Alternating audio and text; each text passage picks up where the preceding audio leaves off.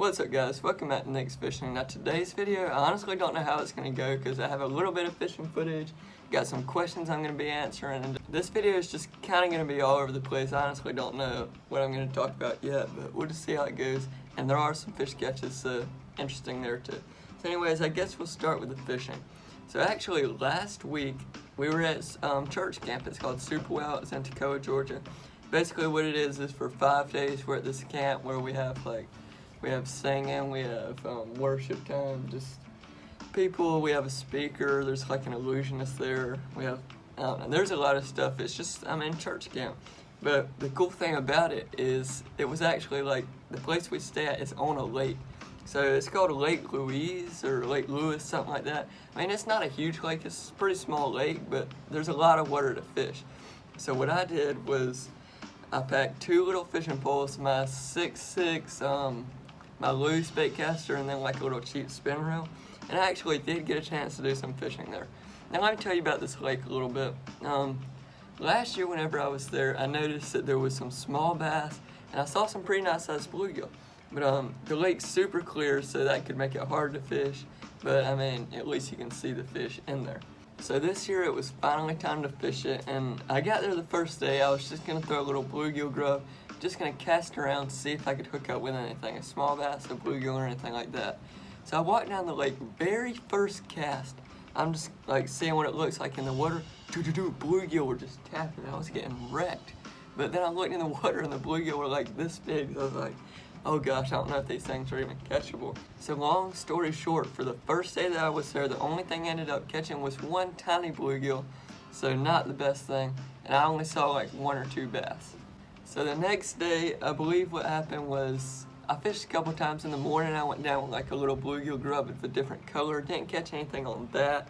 And I was just going through lures. I think I threw a Senko. And yeah, that was about it. A Senko, maybe a Texas rig. Then finally I went to a KVD 1.5 square bill crankbait. And there's this log in the water, and if you know anything about square bills, they bounce perfect off a wood. So I was just reeling right beside this big pine tree falling in the water. I mean, this is the kind of fishing I'm used to.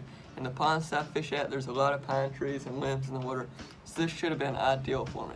So I was just reeling beside it, and I thought I hit a stick, but it kind of got knocked aside, the crankbait. So I kept reeling, boom, fish on, reeled it in. It was just a tiny bass. Like, this thing was about half a pound. I didn't get it on video, unfortunately, because the fish weren't biting, so I didn't want to waste all my battery if I wasn't going to catch anything. But I did manage to catch that fish, and I've just got a little picture of him, so I'll show you that. So yeah guys, that was the second day of fishing, and at this point I'd caught a bluegill and a small bass. So now for the third day of fishing. Now this day I kind of started to walk down the lake some more, like kind of off like the beaten trail, kind of walk more in the woods, down where people don't fish, and I found this one kind of open spot. My friend Matthew was there filming for me, so fortunately you actually do get to see this catch. Just in case y'all were wondering who's behind the camera, it's me. I'm Nathan's cameraman. It's a full-time job.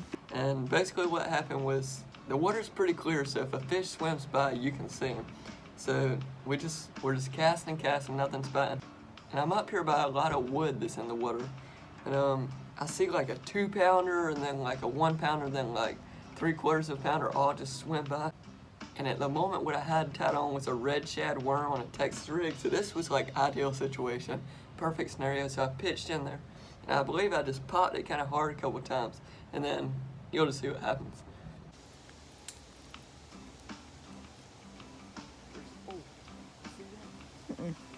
Oh my god, that's like a 2-pounder. Oh, yeah. Yes. Got him. The smallest one. Alright guys, we finally may have found a pattern. Guys, we've been throwing every lure imaginable at this lake, and finally just a red shad worm right here. 3 bass were swimming by, and the smallest one went for it. I mean, not even a pound, like half a pound. So we're just gonna get this one back real quiet. There's more. Throw him off to the side, and maybe the big ones will come back and bite now. Stay tuned. Okay guys, so third fish of the trip right there. I'd fished 3 days and caught a fish every day. So now that was all the fishing I did for that day. And so on the fourth day, what I did was I just stuck the red shad worm because I knew that was probably my best case scenario. And let me just show you this one clip right here.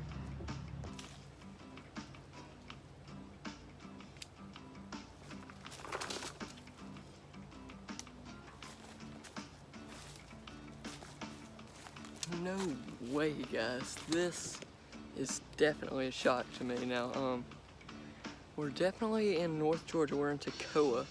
I don't know if any of you guys know where that's at, but I was just going along the banks. I've been walking way back here. Like, I don't think anybody ever from Super Wow has walked this far back. But anyways, what happened is I looked down and I'm like, dude, there's a bed right there. Like, it looks like a bass bed or a bluegill bed or something. So I flipped in there, and the second I clicked my rod, shoot, my line was just shooting off. Like, I can't see a fish on it, but there was definitely something pulling on my line. So I'm gonna flip back in there. I mean, I got a little worm, so maybe he can get it. This is how big it is. I've trimmed it up a good bit. Right. Cast number 2 right here. I'll try to be careful. Looks like there's bluegill on it. I don't see any bass. Oh, no way.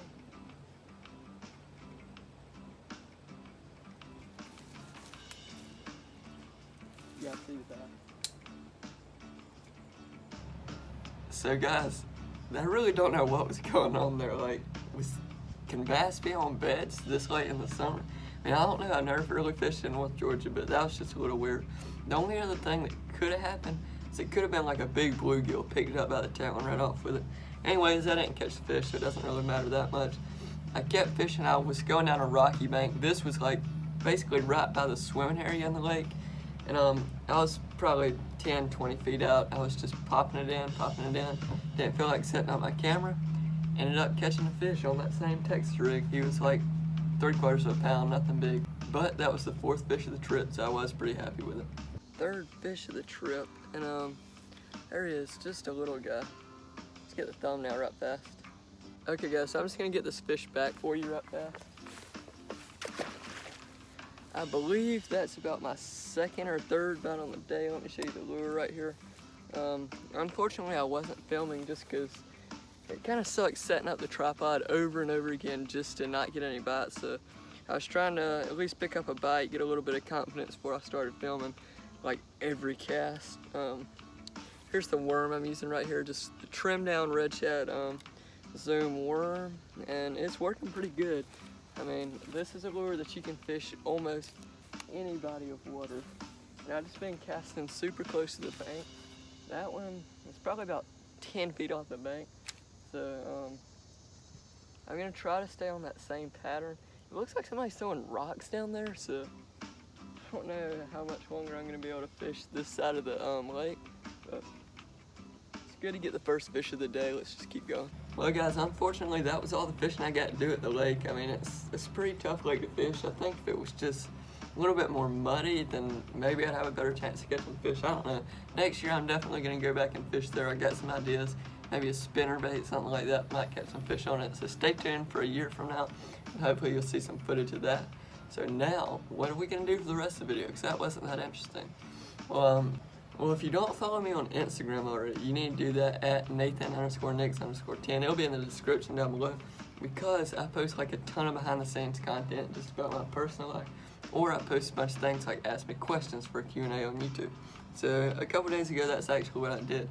I knew this video didn't have a ton of content, so I just said, ask me questions about fishing for like a Nick's fishing video. I'm not exactly sure how I worded it. So now for the rest of the video, I'm just gonna be answering some of you guys' questions. And if you want to have a chance to like be featured in a Q&A like this, just go follow me on Instagram, and anytime you see something like this, you got a good chance of being in a video. So on to the questions. Okay guys, so first question is, what is your favorite topwater lure? Now this is kind of a complicated question because at times it's just been different lures.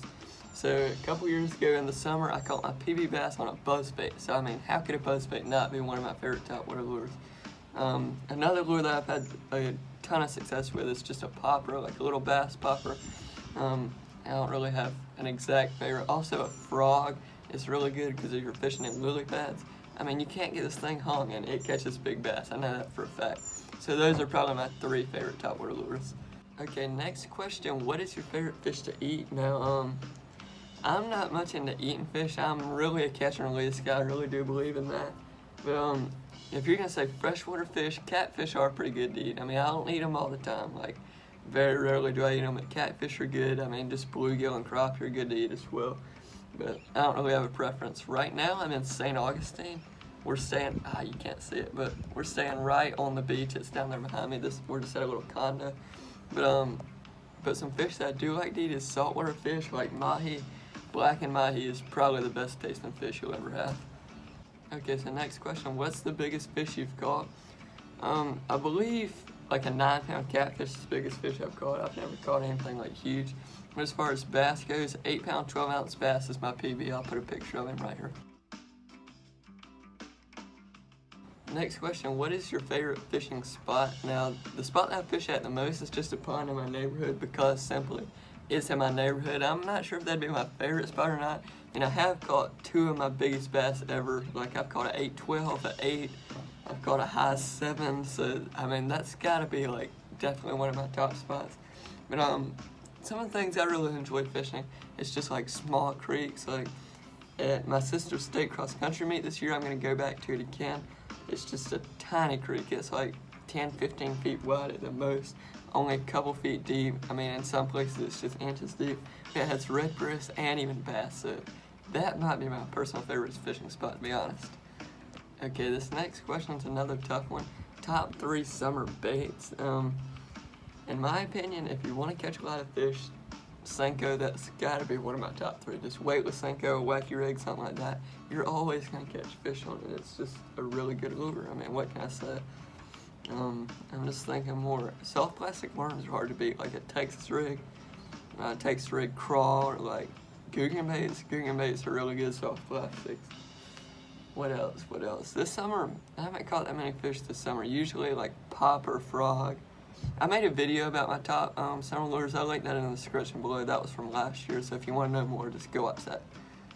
Okay, so somebody said go shark fishing. Well, I'm at the beach right now. Like, you might even be able to hear the waves down there, but I don't know anything about saltwater fishing. So if you have any tips for me about saltwater fishing, comment those down below.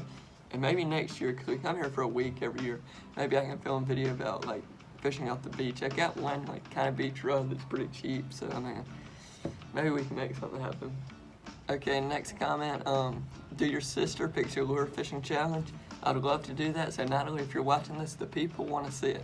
If you want to see my sister picks my fishing lure challenge, comment that down below just so we can make that happen. Okay, someone asked, in your opinion, what is the best lure you've used? Well, personally, the best lure ever, like as far as catches a ton of fish. I've even caught my PB on it. I mean, you can't go wrong with it. Just a weightless Senko. I'd go with a June bug because that stands out in dirty water, and in clear water it can still catch fish. Okay, next question, top 5 crankbaits. I'm not much of a crankbait guy, to be honest, so number 1, square bill crankbait. If you want the specific, I'd go with a KD 1.5 crankbait. I used to not like them too much, but they've really grown on me. That's what I caught a fish at that lake with. So I mean, that's like one of the only things I can catch a fish on. So KVD 1.5 square bill is pretty good at getting a reaction strike, like fishing it along wood and stuff like that. Also, Rebel makes some like micro crankbaits like crawdad colors and grasshoppers. Now those things can catch bluegill and small bass. The hooks aren't the best on them. They are pretty cool. So those are like the only 2 crankbaits I use, to be honest. Okay guys, well that is going to be all the questions I'm answering for today. Now if this video was boring, you guys, sorry, I had to get some video posted and this was like the only footage I have. But if you did enjoy the video and you're not already a subscriber, go ahead and hit that subscribe button down below and drop a like just to help me out so I know these videos are okay. But if you have any other video suggestions that I can do, I'm going to be back in town soon, but school is getting close to starting, so that's just unfortunate. I only have the weekends to film, but maybe we can pump out some good videos for you guys. The fishing's going to pick up here soon. The weather will finally cool off. So anyways, thank you guys for watching another episode of Nick's Fishing. I'll see you guys next Saturday. Bye.